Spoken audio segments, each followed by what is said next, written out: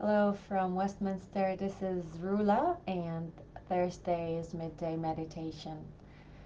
Today's topic comes from a discussion we've had last night during adult education class, and I really wanted to talk about it because I'm still thinking about it today. A question was brought up yesterday, and it's the question of faith and miracles. The question was that do you need faith in order for miracles to happen, or is it the other way around? Do miracles cause someone to believe? And we have examples of both instances in the Bible. Someone noted that how Jesus usually asks someone before healing them if they believed and then provided healing. And a lot of the times Jesus will say, your faith has healed you, right? So it's like faith is a prerequisite to miracles. And sometimes Jesus have healed someone because of the faith of those who advocated for them. Like that crippled man who was brought down from the roof by his friends. And Jesus looked at their faith and then healed the man. Even in this case, faith still feels like it's a prerequisite for God to act in someone's life. In Acts 3, however, and I posted to you a few verses, you can go ahead and read the whole text. Read about John and Peter healing a lame man in the temple or temple courtyard, and then they invite people to believe because of that miracle and to believe in the healing power by which they healed that person. You see both instances in the Bible, and if you're wondering how is that relevant to our faith today, or to us today, and especially that a lot of people don't believe in miracles, I think we need to define miracles in modern language first. I heard this from one of my pastors at Lebanon a long time ago, and I still find it a very, very good analogy. And it speaks about God's interaction with us, or how God acts in our lives. Think about rain. Uh, when it rains, there are two ways to look at it. Those of us who believe will say that God sent the rain, right?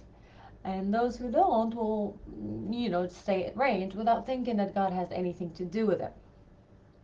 And back home we have this beautiful tradition of calling the rain a blessing, especially when it's like these times, it's not expected. Like in California or Sacramento today, we kind of don't expect it to rain anymore. That's it, summer's coming. So imagine waking up tomorrow morning and it's raining and we need the rain. So people will literally say that God is sending us blessings, which is, I think, is very beautiful. But of course, that comes from the old days when agriculture depended solely on the rain for irrigation, but the expression lives on. So what I'm trying to say is, I guess, that miracles are not something that God creates by breaking the norms or laws of nature, but they have more to do with us than with God. And by that I mean that when we believe, our faith helps us interpret the world and the things that happen in our lives daily, and that are normal otherwise, through the lens of God's presence in this world and around us at all times, and in all the things that we do and the things that happen in nature. Like, yes, there is a scientific explanation to why it rained. There is all the, temperature and the humidity and all these factors coming together. But if you're a believer, you're going to, you're choosing to believe that God had caused all these factors to come together, and for the rain to come and bless us in a time of drought. And when we choose faith, when we choose to wear this lens, we start to see miracles happening in our lives. Uh, it is Easter season, and the church is celebrating the biggest, greatest miracle in the Christian faith and in the church, and that is God conquering death and recreating life after death. And I realized that Easter means a lot of things to a lot of people. Some of us are satisfied with understanding the story of the resurrection literally, and it fits their faith and their lives, and that's good.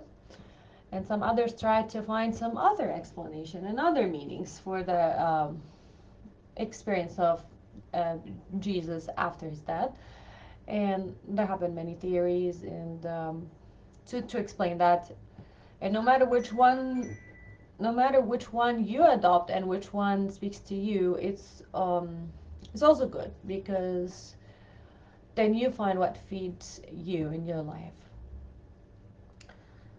Um, so to go back to my original question, like, do we need faith for miracles or do we need miracles for faith? I think my answer would be both and neither.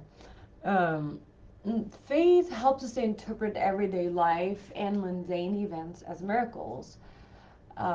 Example, thousands of babies are born around the world every day, but to those specific parents, the birth of this specific baby is seen as a miracle to them. And people are healed every day from illnesses and diseases, but for one particular person and their loved ones, their healing may be seen as a miracle. When one has faith, they will see the events that happen to them as God's work. And this is what defines us as Christians and as a church. And it's that we choose to see God in the places where others may not necessarily see God, but also in the places where God is needed. And when we believe now and again, miracles happen, and again, God shows up where God is needed. Um, I think these are the thoughts I wanted to share. I pray that God shows up in your life today in the places where you need healing and in the places where God is needed most. Thank you for listening. I wish you a blessed rest of your week, and you'll hear more from me on Sunday.